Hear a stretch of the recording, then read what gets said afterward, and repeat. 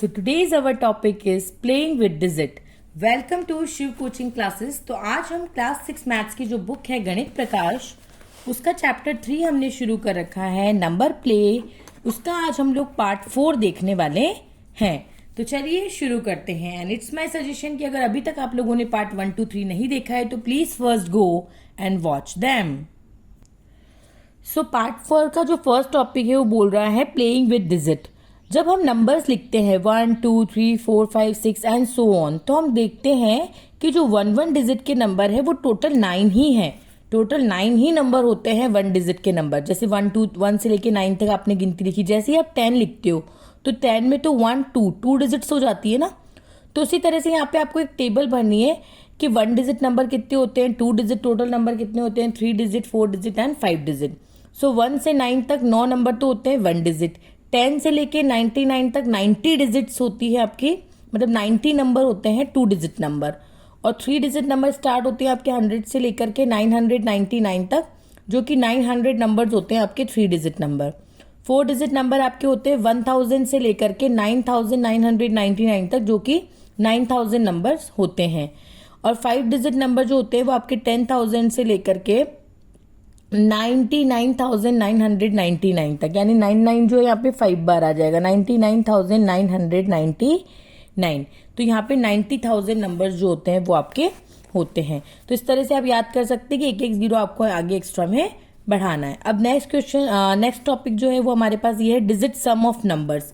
Digit sum of numbers कि जब भी कोई अपन एक नंबर बनाते, कोई सा भी नंबर, जैसे कि 68 मैंने बनाया, या फिर मैंने लिख दिया 176, या फिर मैंने लिख दिया 545। तो जब कोई सा भी नंबर आप लिख रहे हैं जैसे कि 176, तो जब आप इनकी डिजिट्स का सम करेंगे, मतलब इसमें कितनी 2 डिजिट्स है, इन दोनों डिजिट्स को जोड़ो। 6 + 8 कितना होता है 14। मैंने जैसे यहाँ पे लिखा 176, तो 1 + 7 + 6 आप करेंगे तो कितना आएगा 14। 5 + 4 + 5 करेंगे तो भी क्या आएगा 14। यानी आप देख रहे हैं कि नंबर जो है वो अलग अलग है। ये 68 है, ये 176 है, ये 548 है, 545 है, क्या है 545 है। लेकिन जब आप इनको ऐड कर रहे हैं, when you will add them, जब आप इनको ऐड करेंगे तो जो आपको आंसर मिलेगा वो 14 ही मिलेगा। मतलब जब आप इनकी डिजिट्स का सम करेंगे so you will get the same number 14। So Komal observe कर रही है कि जब वो किसी सर्टेन नंबर को, है ना, जब वो किसी सर्टेन नंबर की डिजिट्स को ऐड करती है तो सम सेम आता है। जैसे कि चाहे वो 68 में इन डिजिट्स को ऐड करें, या 176 को ऐड करें, या 545 को ऐड करें, तो जो डिजिट का जो सम आ रहा है वो तो सेम ही आ रहा है, जो कि है 14। तो अब ये फिगर इट आउट हम लोग करते हैं। पहला क्वेश्चन इसमें दे रखा है डिजिट सम 14। क्या आपको ऐसे और कुछ नंबर लिखने हैं जिनकी डिजिट्स को जोड़ने पर 14 आए? क्या आए? डिजिट्स को जोड़ने पर क्या आना चाहिए 14। आपको ऐसे और नंबर लिखने हैं। तो लेट सपोज जैसे मैंने वो नंबर लिख दिया, एक मैंने लिख दिया 590, एक मैंने लिख दिया जैसे 770, एक 248 लिख दिया, एक 680। ऐसे आप और भी नंबर लिख सकते हैं, ठीक है। जैसे आप ऐसे लिख दिया, मैंने लिख दिया 707। तो आप इसमें किसी भी डिजिट को जोड़ लो। जैसे 5 + 9 + 0 14, 7 + 7 + 0 14, 2 + 4 6 6 और 8 14, 6 + 8 14, 14 + 0 0, तो 7 + 0 + 7 = 14। तो ऐसे और भी बहुत सारे नंबर आप लोग लिख सकते हैं जिनकी डिजिट्स का सम जो है वो 14 आएगा। What is the smallest number whose digit sum is 14? सबसे छोटा नंबर क्या है? सबसे छोटा नंबर क्या बनेगा जिसकी डिजिट्स को जोड़ने पर 14 आएगा, जिसकी डिजिट्स को जोड़ने पर 14 आएगा। तो सबसे छोटा नंबर आप 1 से काउंटिंग जब चालू करेंगे तो 20 30 40 50 तक आ जाएंगे, है ना। तो 59 वो आपको सबसे पहला छोटा नंबर मिलेगा जिसको जोड़ने पर, जिसकी डिजिट्स को जोड़ने पर 14 आएगा। दूसरा पूछो what is the largest 5 digit number? सबसे बड़ा 5 डिजिट का नंबर जो है वो आपको बताना है। सबसे बड़ा 5 डिजिट का नंबर आपको बताना है जिसकी डिजिट्स को जोड़ने पर क्या आना चाहिए? जिसकी डिजिट्स को जोड़ने पर आना चाहिए 14। क्या आना चाहिए 14।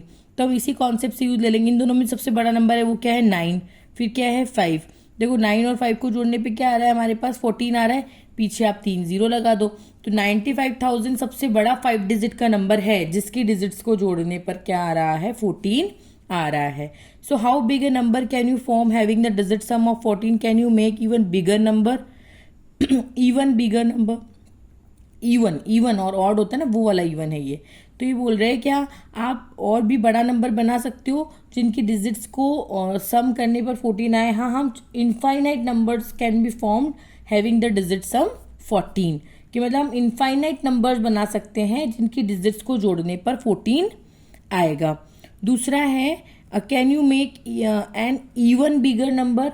यस, हम बड़ा से बड़ा बिग इवन नंबर भी बना सकते हैं, क्योंकि उसके पीछे हम लोग 0 0 0 0 0 जैसे 95 है सपोज करो, इसके पीछे मैं खूब सारा 0 0 0 0 0 0 0 0 0 0 0 जितने इच्छा उतने जीरो लगा दूं, तो लास्ट में जीरो है मतलब ये 2 से डिविजिबल होगा, 2 से डिविजिबल है मतलब कि वो इवन नंबर होगा।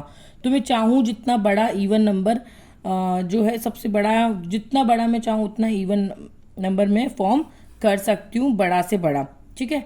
और कितने भी बड़े नंबर आप फॉर्म कर सकते हैं जिनकी डिजिट का सम क्या हो, 14 हो। सो इसका आंसर आप इस तरह से लिख सकते हैं, infinite numbers can be formed, infinite numbers can be formed having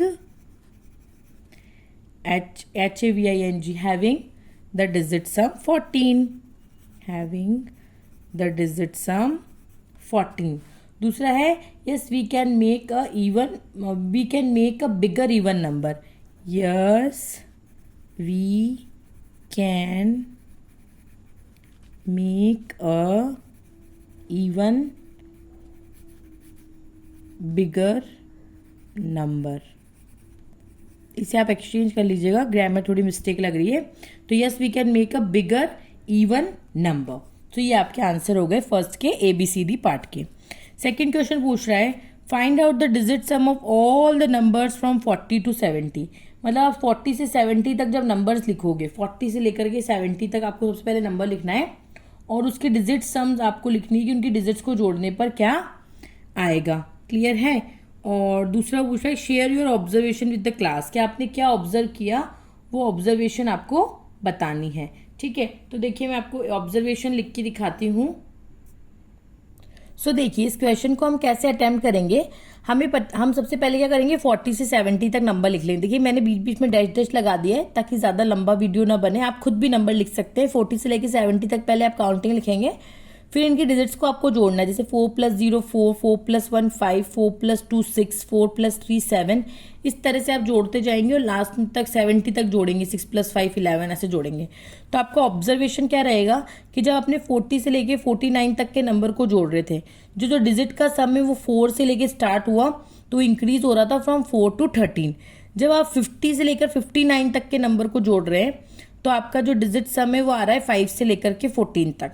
60 से लेकर 69 तक नंबर को जोड़ रहे तो यहाँ पे सेम लाइन आएगी, the digit some increase from, और ये नंबर चेंज होगा और इधर ये नंबर चेंज होगा। वो 6 से 15 तक आ रहा था उसका डिजिट सम, और जब आप 70 से लेके 79 तक के नंबर्स को ऐड कर रहे थे जो डिजिट सम है वो 7 से लेके 16 तक आ रहा है।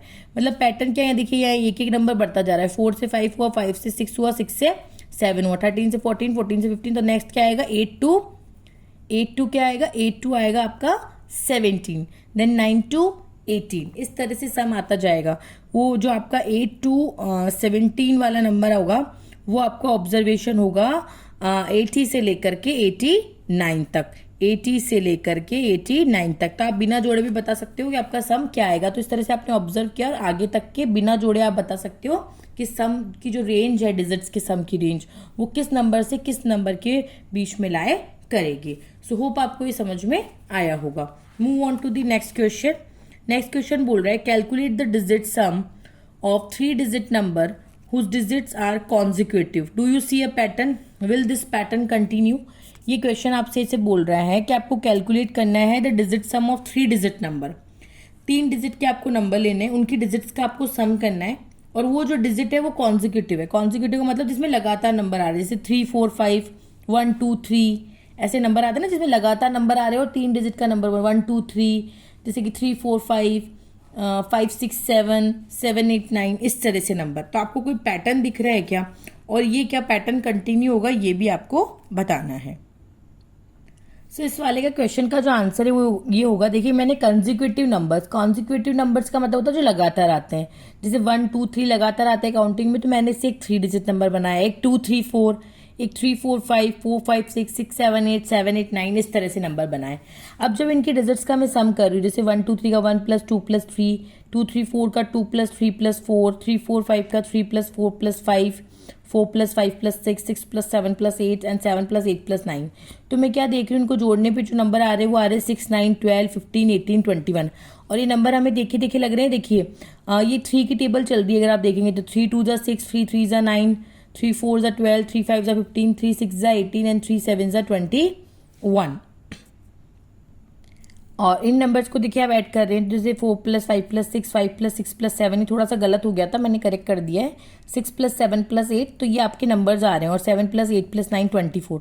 तो आप देख रहे हैं 3 2 = 6 से लेकर 3 8 = 24 तक जो आपका पैटर्न है वो आ रहा है, यानी टेबल 3 के टेबल आ रही है। यहाँ पे मैंने एक पैटर्न नोटिस किया है, 3 2 = 6 से लेकर के 3 8 = 24 तक।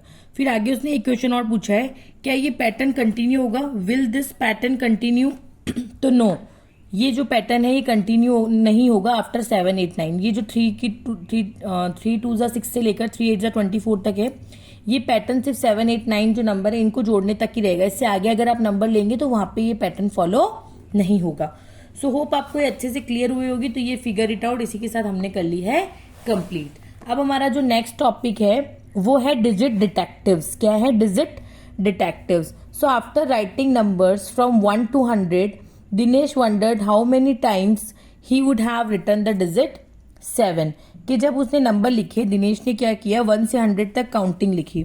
तो 1 से 100 तक काउंटिंग लिखी, तो वो जानना चाहता है कि उसने कितनी बार 7 डिजिट जो 7 है उसको कितनी बार लिखा है। भाई 1 से 100 तक जब आप काउंटिंग लिखते हो तो 17 में भी 7 लिखते हो, 27 में भी 7 लिखते हो, 37 में भी 7 लिखते हो, 47 में, 57 में, 70 में। तो ऐसे आपने 7 को कितनी बार लिखा है। सो among the number 1 to 100 how many times will the digit 7 occur, and among the number 1 to 1000 how many times will the digit 7 अकर। जब आप 1 से 100 तक गिनती लिख रहे हो तो 7 कितनी बार लिख रहे हो, या 1 से 1000 तक गिनती आप लिख रहे हो तो 7 कितनी बार लिख रहे हो, ये आपको इस क्वेश्चन में बताना है। सो इस क्वेश्चन का आंसर आप कुछ इस तरह से अप्रोच कर सकते हैं कि जब आप 1 से 100 तक काउंटिंग लिखेंगे, है ना, तो यूनिट प्लेस पे, यूनिट प्लेस कौन सी होती है, जैसे ये यूनिट प्लेस है, ये टेंस प्लेस होती है, ये 100 प्लेस होती है। जैसे मैंने नंबर लिखा सपोज ये वाला 2 3 4, तो यहाँ जो नंबर होता है वो यूनिट प्लेस होती है, टेंस प्लेस होती है और 100 प्लेस होती है। तो यूनिट प्लेस पे जो आपका 7 है वो 10 टाइम्स आता है। कैसे? जैसे आपने लिखा 17 27 37 47 57 67, तो 7 7 देखिए यूनिट प्लेस पे 10 बार आ रहा है 1 से 100 तक की गिनती में। वहीं टेंस प्लेस पे, क्योंकि 1 से 100 तक की गिनती में अगर आप देखें तो 99 2 डिजिट तक नंबर है, 100 में तो कोई 7 आता ही नहीं है। तो आप 2 डिजिट तक नंबर में 1 प्लेस और 10 प्लेस ही देख रहे हैं, सिर्फ 2 ही प्लेस आपको देखनी है, आप 100 प्लेस तो देख नहीं सकते।